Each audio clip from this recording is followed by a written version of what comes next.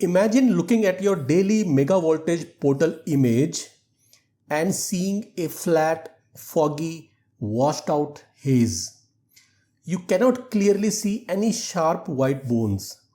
You only see a blurry, frustrating mess of image noise.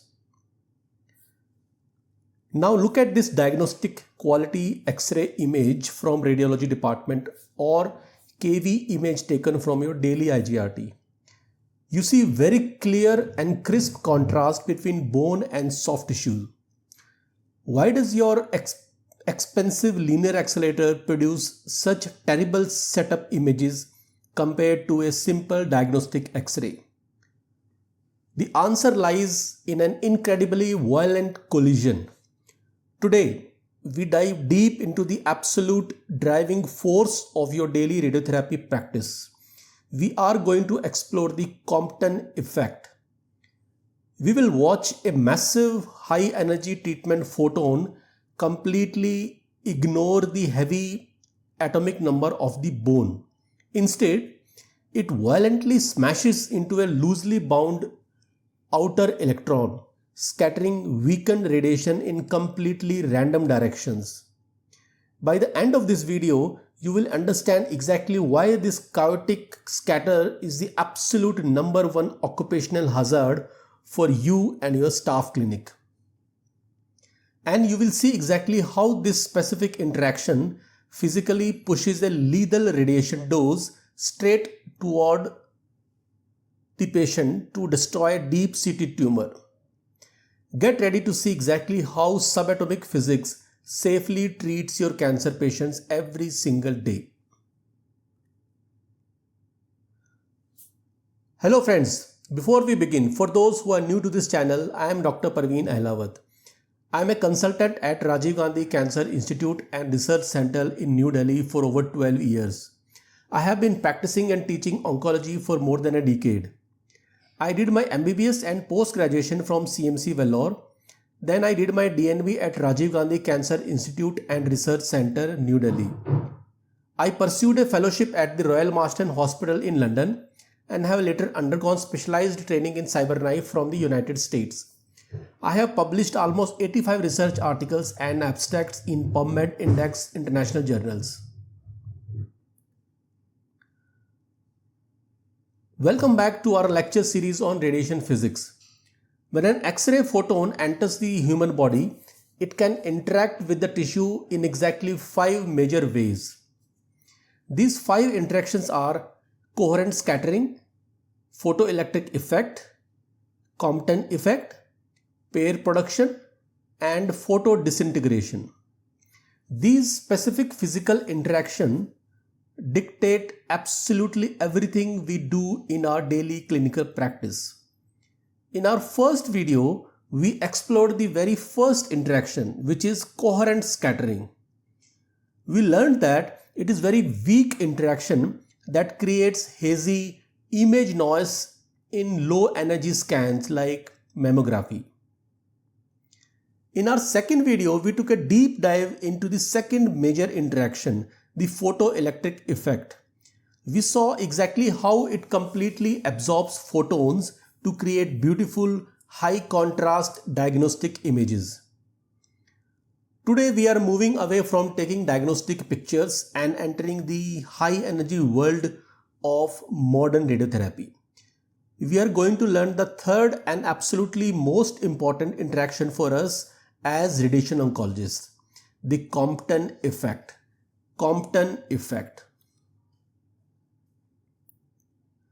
This single event is the absolute driving force behind your linear accelerator. While the photoelectric effect helps you see the cancer, the Compton effect physically treats the cancer.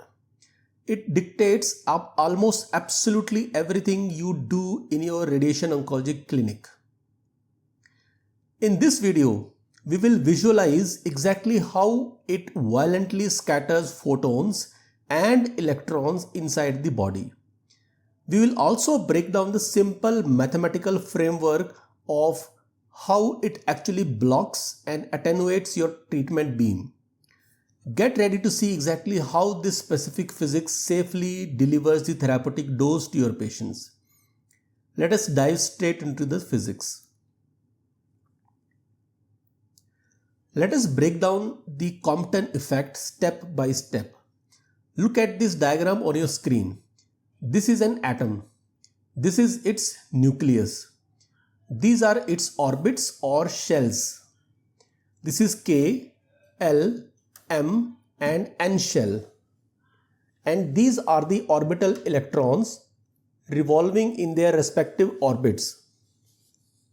Let me remind you that the inner orbital electrons are tightly bound and outer orbital electrons which are far away from the nucleus are loosely bound.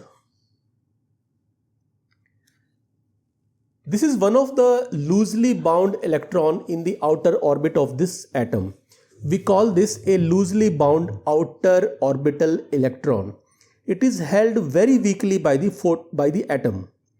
In fact, the holding force between positively charged nucleus and this negatively charged electron is so incredibly weak that if a powerful photon comes near it, it sees this electron as completely free electron. So with this background, let us see the very first step of Compton effect. Here you can see an incoming incident X-ray photon. This photon is carrying a massive amount of energy from your linear accelerator. Notice how its energy wave is completely uniform and steady. It keeps 100% of its full power right up until the exact moment of impact. Because this incoming photon has such massive energy or power, it completely ignores those tightly packed inner orbital electrons. It passes right through them without interacting with anything. Instead, it targets the very far edge of the atom. The photon heads straight for a collision with this specific outer electron, like this. It makes a collision with the loosely bound electron. What happens next? Here is the most important part of this Compton effect. The photon does not give up all of its energy when it hits this electron. It only transfers a partial amount of energy to the electron. Once again, the photon does not give up all of its energy. It only transfers a partial amount of its energy to the electron. This sudden burst of energy violently ejects the electron completely out of its orbit. Look at the blue particle shooting away towards the top right. We strictly call this newly freed particle the scattered electron, or Compton electron, or recoil electron. But what happens to the original incoming photon? Unlike the photoelectric effect in your previous video, where the photon completely disappears, here in Compton interaction, this photon does not disappear. It completely survives this collision. However, because it has hit the electron and gave away some of its energy, it loses a portion of its original energy. Look at the red wave energy being released away. This is the original photon, but it is now flying away in a completely new direction. We now call this the scattered photon. I want you to look very closely at the shape of its wave. Notice how the waves are stretched out and much wider apart than the incoming blue wave. This stretched out, longer wavelength is the exact physical proof that the scattered photon has lost energy. Do you notice that?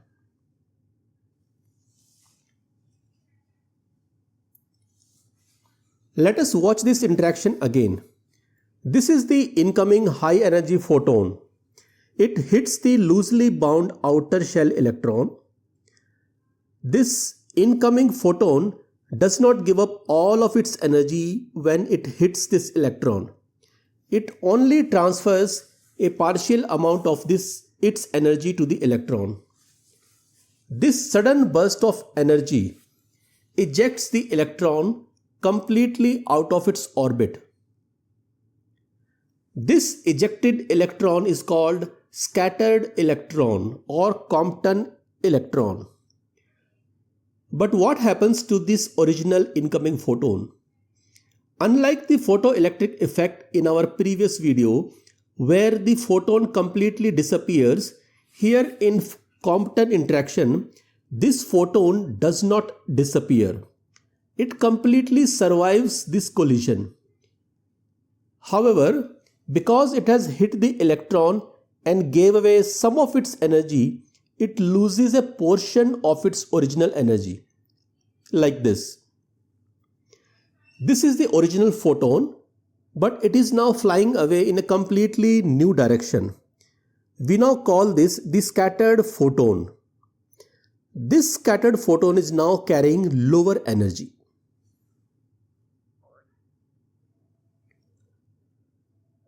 Let us watch this interaction once more to completely understand it. This is the incoming high energy photon. It hits the loosely bound outer shell electron. This incoming photon does not give up all of its energy when it hits this electron. It only transfers a partial amount of its energy to the electron. This sudden burst of energy ejects the electron completely out of its orbit. This ejected electron is called scattered electron or Compton electron. But what happens to this original incoming photon? Unlike the photoelectric effect in our previous video where the photon completely disappears, here in Compton interaction, this photon does not disappear. It completely survives this collision. However, because it has hit the electron and gave away some of its energy, it loses a portion of its original energy, like this.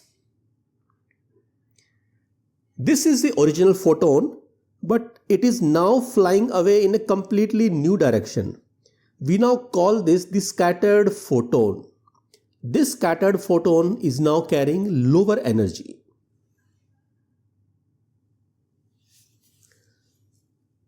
Let us look at the final step of this physical event. This is the direction of the incoming photon. Look closely at these two angles here. You can see two small symbols measuring the new paths of our subatomic particles.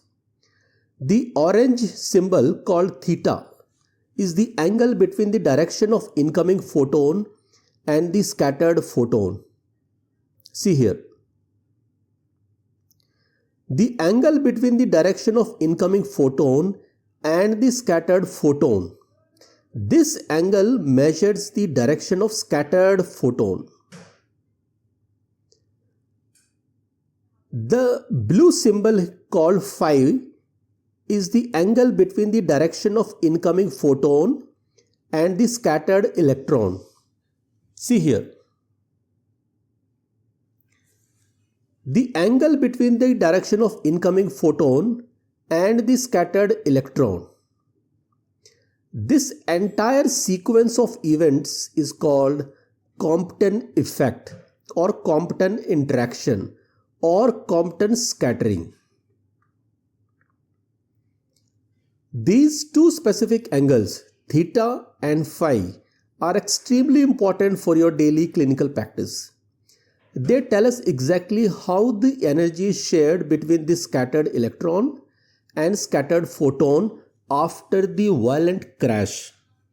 The amount of energy given to the electron depends completely on these scattering angles.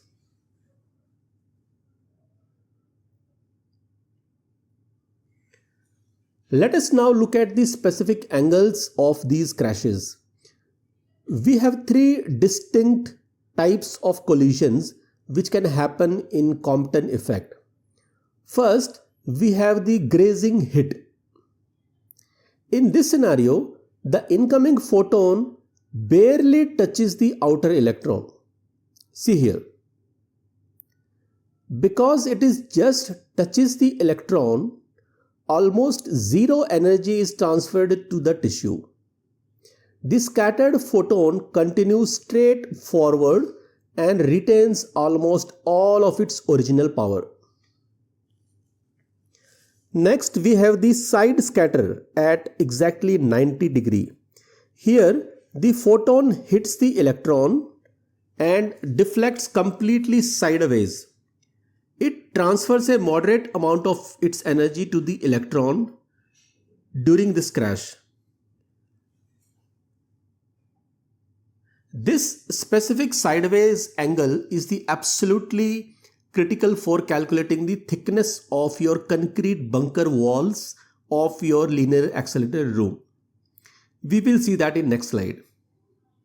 Finally, look at the direct hit at exactly 180 degree. The powerful photon crashes straight into the electron head on. It bounces perfectly backward along its original path. We clinically call this physical event a complete backscatter. In this direct collision, the maximum possible amount of energy is violently transferred to the Compton electron. Understanding these three specific angles is exactly how medical physicists predict where the dangerous scatter radiation will travel inside your treatment room.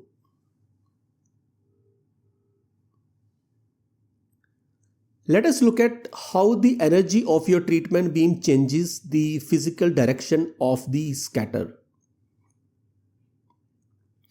We must compare the two completely different energy ranges you will use in your clinic. First, look at the diagnostic range on the left side of your screen. This represents low energy X-rays, typically around 100 kilo-electron volt. When a Compton collision happens at this low energy, the scattered photon retains almost all of its original power. It only transfers a very tiny fraction of its energy to the scattered electron. Because the scattered photon retains so much of its energy, it easily bounces away in any random direction. As you can see in the diagram, the scattered photons fly outward uniformly in almost all directions. This completely unpredictable scatter creates a massive side scatter hazard for any clinical staff standing in the room. Now shift your focus to right side of the screen. This is the megavoltage range representing your high energy linear accelerator beam at 6 mega electron volt. At these extreme high energies, the physical behavior of the particles completely changes.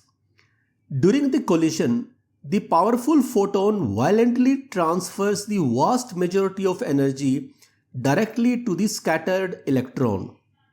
Because the incoming force is so incredibly massive, both the scattered photon and the ejected electron are forcefully pushed straight forward. They do not fly at wide, unpredictable sideways angles. We call this a forward dose dominant trajectory. What does this actually mean for your patient? It means the heavy destructive payload of radiation stays perfectly concentrated along the straight path of your primary beam. It successfully minimizes any unwanted lateral scatter to the healthy side tissues.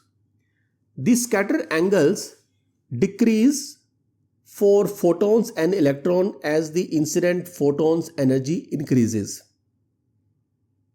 At megavoltage photon energy, both are scattered predominantly in the forward direction. This strong forward movement is exactly what allows you to safely deliver a massive dose directly to a deep-seated tumor.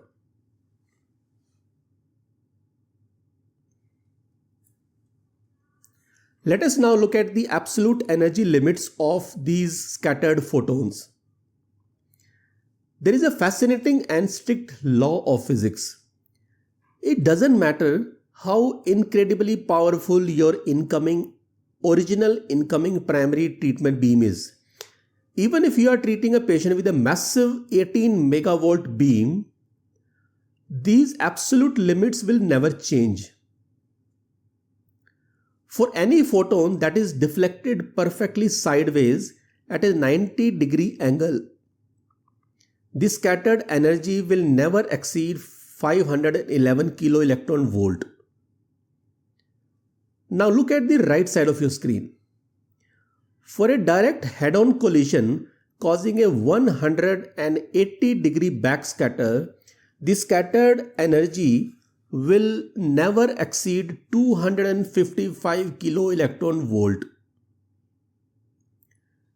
These strict maximum limits are an absolute mathematical certainty.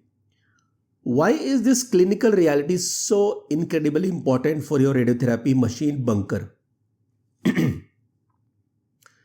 This mathematical certainty is the exact foundation used by medical physicists to design your treatment rooms. They strictly rely on these maximum energy limits to safely engineer your radiation vault shielding. They know exactly how much concrete is needed on the primary walls to stop a 511 kilo electron volt side scatter. And they know exactly how thick the maze door must be to safely stop a 255 kilo electron volt backscatter. This is exactly how complex subatomic physics actively protects your occupational staff every single day.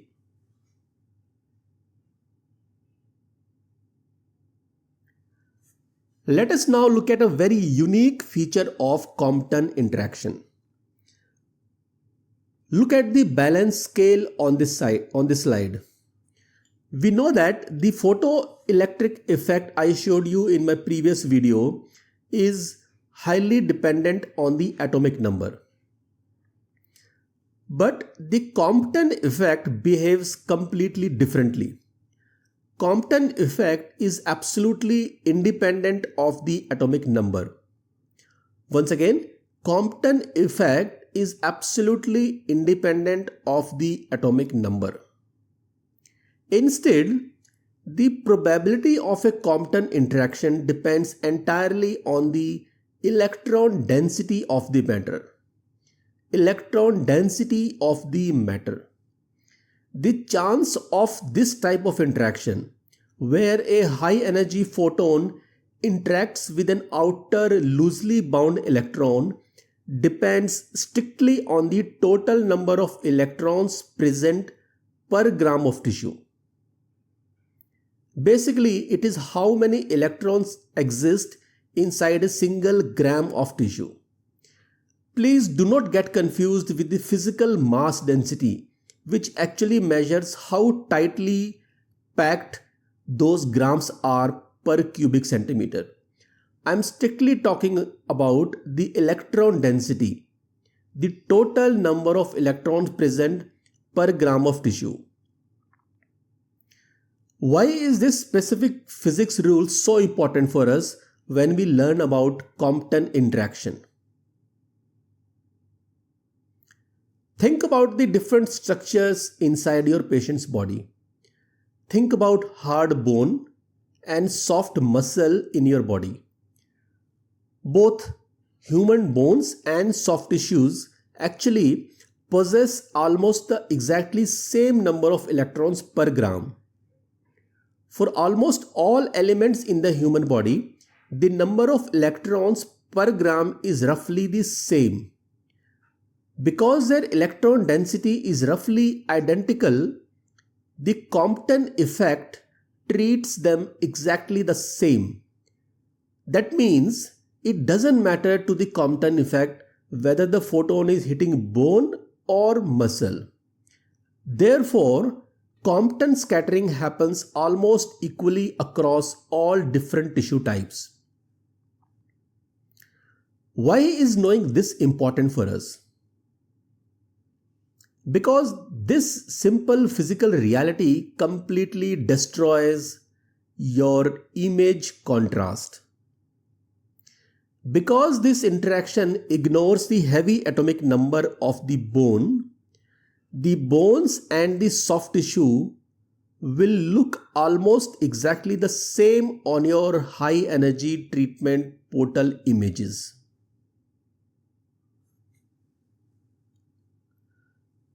Let us look at the direct clinical consequence of Compton interaction.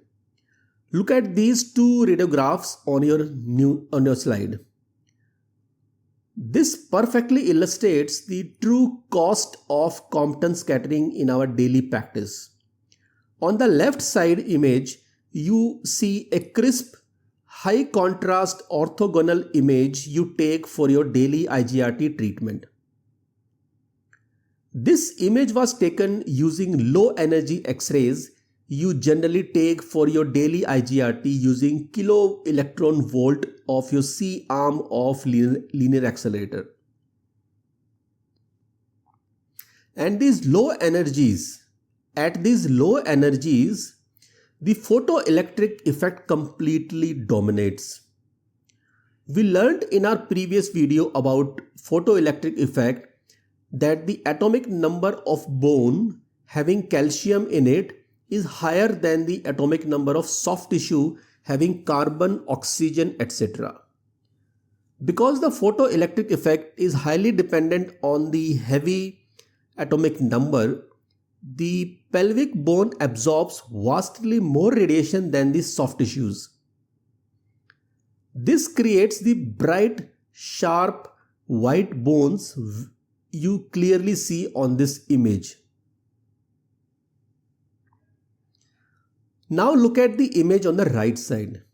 This is an real megavoltage portal image taken with our high energy treatment beam. The beam used to take this image is the same megavoltage beam coming out of from Linux gantry head you use for actual treatment. At these extreme therapeutic energies, the Compton effect completely takes over. We just learned that the Compton effect completely ignores the heavy atomic number of the bone. Gram for gram, the Compton effect treats the heavy bone and soft tissue almost exactly the same. Because there is no massive difference in atomic absorption, that sharp diagnostic contrast completely disappears now. Look at the poor quality of image. The crisp, bright sharpness of white bones is lost now, and they look somewhat more similar to surrounding soft tissues such as pelvic muscles. Furthermore, those Compton collisions scatter weakened photons in completely random directions. These scattered photons eventually hit your image detector like a random shower of static. This creates the flat, boggy washed out haze covering the entire right image. In medical physics, we clinically call this visual fog, image noise.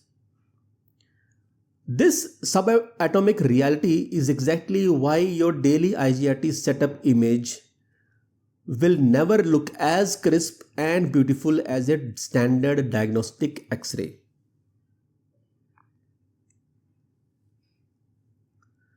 Let us look at a scenario where we actually use this lack of scatter to our massive clinical advantage. Look at the two CT scans. The patient has a metallic implant. The top image shows a KV CBCT you just took as your daily IGRT. This scan uses standard low energy kilovoltage X-ray. Because this X-ray has a dense metallic hip implant, the photoelectric effect completely takes over. The extremely heavy atomic number of metal aggressively absorbs these low energy photons. This massive absorption creates severe, blinding white streaks across the entire image. These intense metal artifacts completely destroy your ability to see surrounding soft tissue anatomy. They make matching this KV-CBCT with your baseline CT difficult. You cannot do bone-to-bone matching in this case. These artifacts prevent this matching. Now look at the lower image.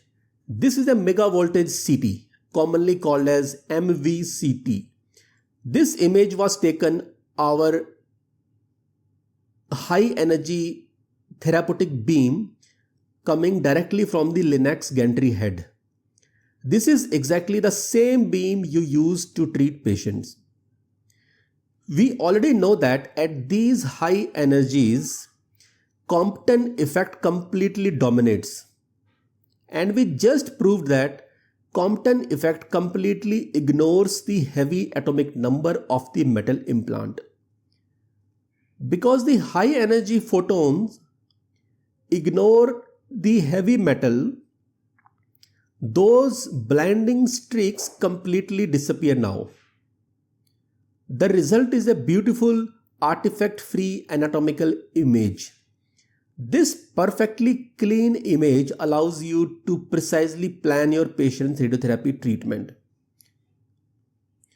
So while the Compton effect degrades your daily portal images I showed you in previous slide, it is the absolute savior for imaging patients with heavy metal hardware such as hip implant, dental metallic implant, spinal surgery screws and rods, etc.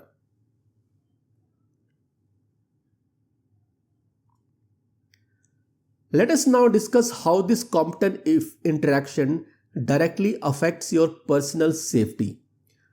Look closely at the room layout on your slide. It is a setup designed for live clinical procedures such as fluoroscopy. Compton scattering is not just a frustrating problem for your daily image quality. It is the absolute #1 source of occupational radiation exposure for all healthcare workers. Yes, #1 source of occupational radiation exposure. During a live procedure such as while taking fluoroscopy, the primary beam continuously enters the patient's body. This triggers millions of violent Compton collisions inside their tissue. This effectively turns your radiant patient into a giant multi-directional source of scattered radiation. These weakened scattered photons fly out of the patient in completely random directions. If you are standing inside the examination room, as you need to do sometimes for procedures like fluoroscopy, these scattered photons will continuously strike your body. To safely protect yourself and your staff, you must strictly follow three basic protection protocols. First, you must maximize your physical distance from the patient while the beam is on. Second, you must always stand strictly behind a solid lead barrier. And third, you must use strict collimation to physically reduce the total amount of scatter generated in the first place. Understanding this subatomic physics is absolutely non-negotiable for your own long-term health. Let us now look at how medical physicists design a bunker for linear accelerator. Look at the architectural diagram of a linear accelerator bunker on this slide. We just learned in our previous slide that Compton scattering turns the patient into a multi-directional source of radiation. But thankfully, this scattering also follows very strict mathematical limits. Imagine you are treating a patient with a massive, powerful 18 megavolt beam. When that primary beam hits the patient, photons scatter violently in all directions. But the strict law of physics mathematically force these scattered photons to lose energy based on their specific scattering angles. Look at the side wall of the bunker on your diagram. If a photon scatters exactly sideways at a 90-degree angle, it is forced to drop a massive amount of its energy payload. It is mathematically forced to keep a maximum energy of only 511 kilo electron volts. Therefore, your primary side walls are specifically designed to stop this exact 511 kilo electron volt side scatter. Now look at the maze door at the very back of the room. If a photon bounces perfectly backscatter in a direct head-on collision, it creates a 180-degree backscatter. Because it gave away even more power in this direct crash, this backscattered photon is even weaker.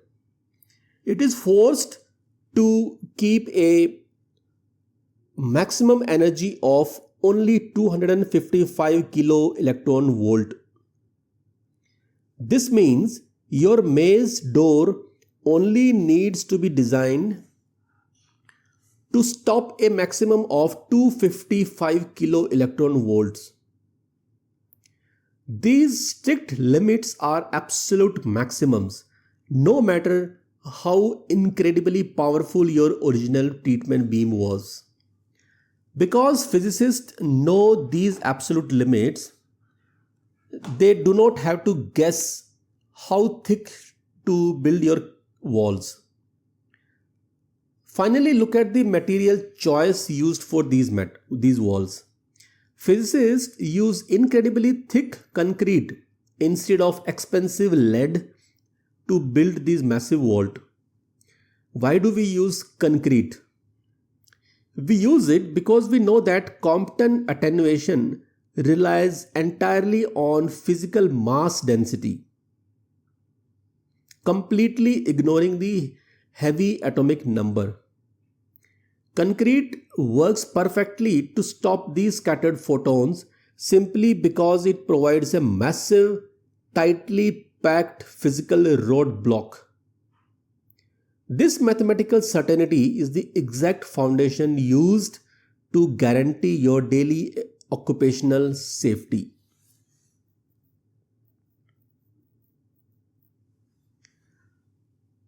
Now, before we close our discussion on Compton interaction, I want to bring all of these three different interactions together into one slide.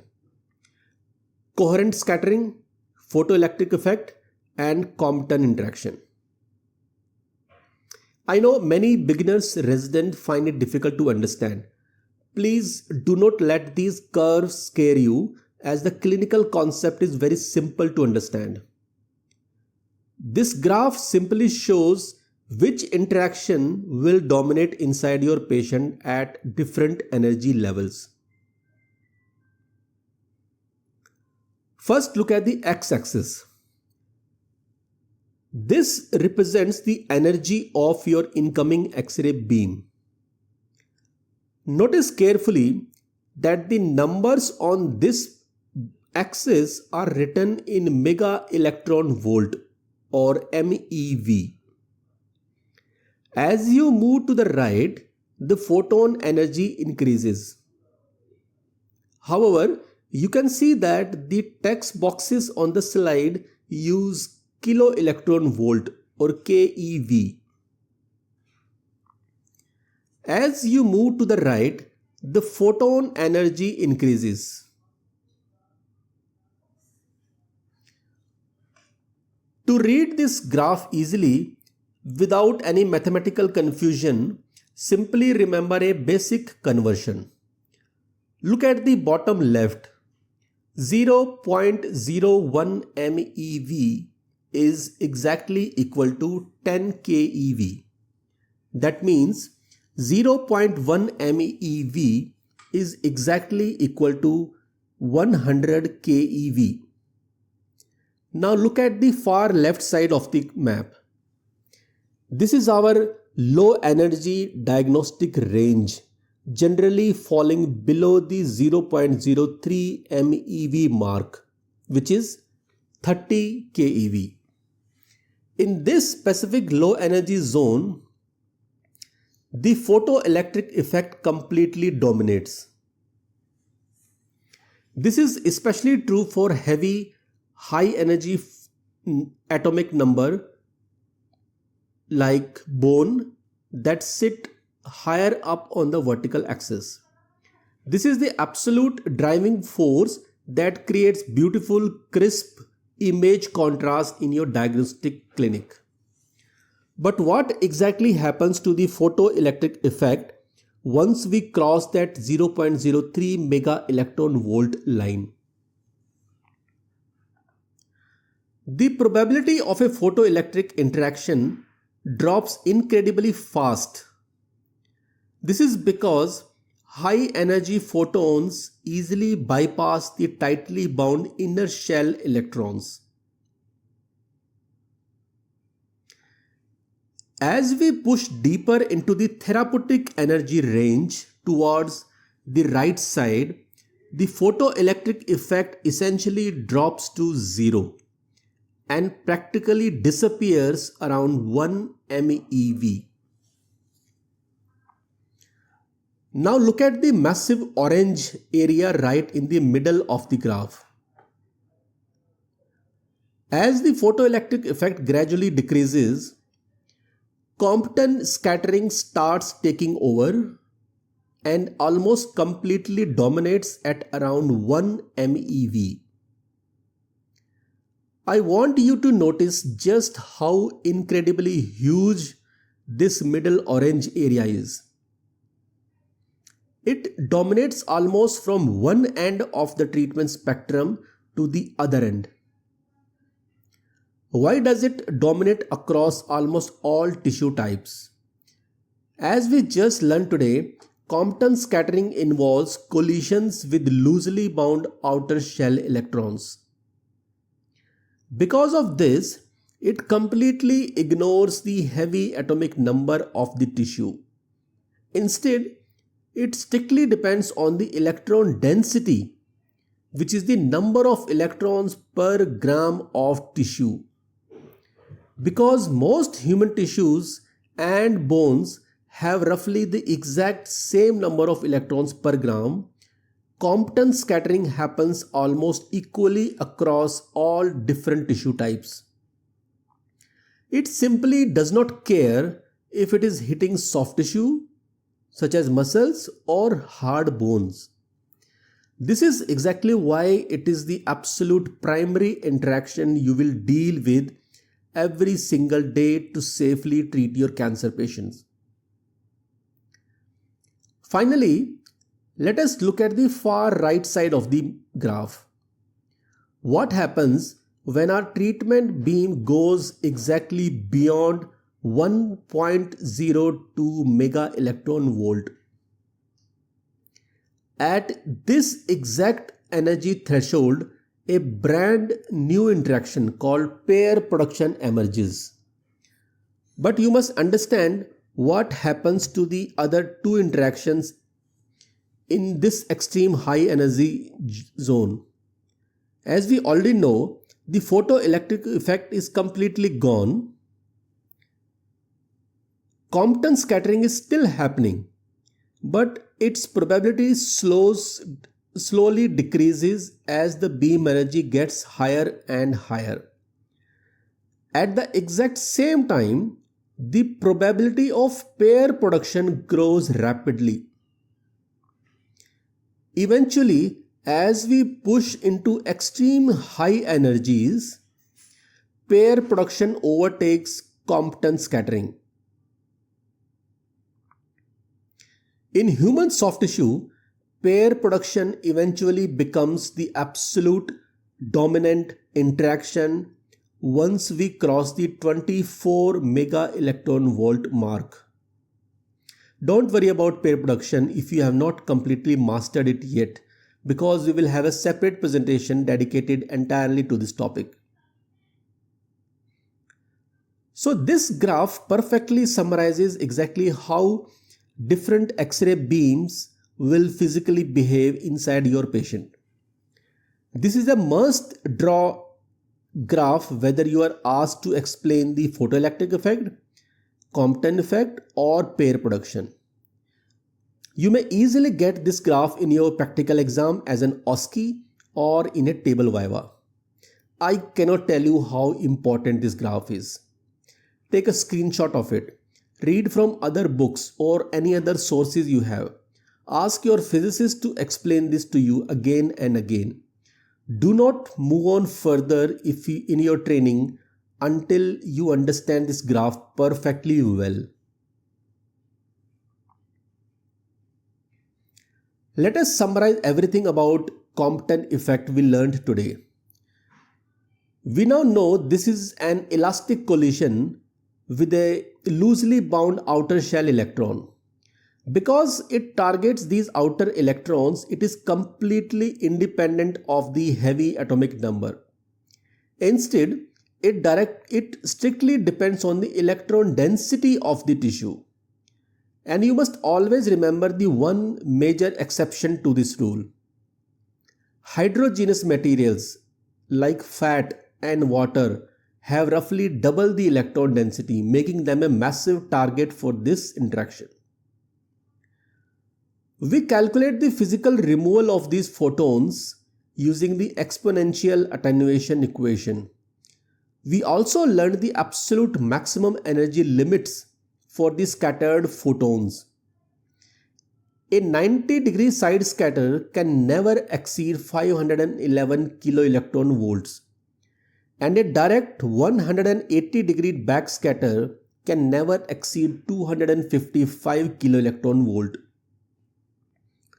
Furthermore, as we push our beam to high megavoltage energy, both the scattered electron and the photon are forced predominantly in the forward direction.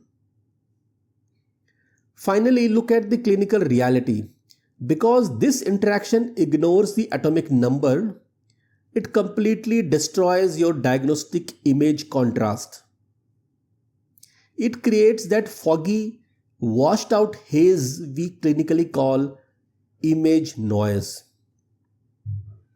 But this exact same subatomic reality is a blessing for treating patients with metallic implants, as it enables beautiful, artifact-free megavoltage CT images.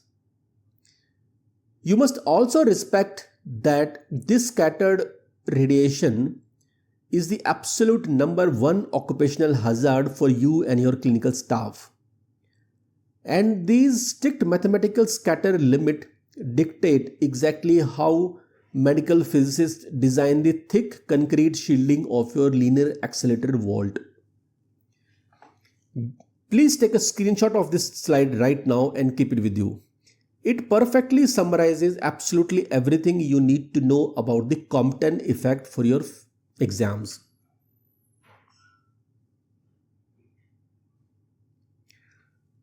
I want you to think about a very serious clinical question. Why do we almost never use treatment beam higher than 15 or 18 megavolt in our clinic? If higher energy gives us better tissue penetration, why do we mathematically stop there at 6 MV or 15 MV? The answer lies in what happens at the extreme right side of your interaction landscape graph. As we push our treatment beams to extreme high energy, the Compton effect begins to slowly fade. A brand new, incredibly powerful physical interaction emerges to take its place. This new interaction is called pair production. In pair production, the incoming high energy photon completely ignores the loosely bound orbital electrons. Instead, it violently interacts directly with the strong electromagnetic field of the heavy atomic nucleus. During this intense crash, the photon completely disappears from existence. Its pure electromagnetic energy is magically converted directly into physical mass. This is the absolute perfect real-life example of Albert Einstein's famous equation E equals mc squared. The vanished photon successfully creates a pair of two brand new particles, an electron and a positron. To create this actual physical mass, the incoming photon must possess an absolute minimum threshold energy of 1.022 mega electron volt. Because this new interaction heavily depends on the heavy atomic number, it completely changes all of our clinical rules. If we use these extreme energies, our patients' heavy bones will start absorbing dangerously high dose of radiation. In our next presentation, we will deeply explore the magical physics of pair production. We will learn exactly how this antimatter creation process works deep inside the atom. And we will see exactly how we use this exact same subatomic physics to perform functional PET scan for our cancer patients. Thank you for your attention today, and I will see you in next session. Signing off, Parveen Ahlawat.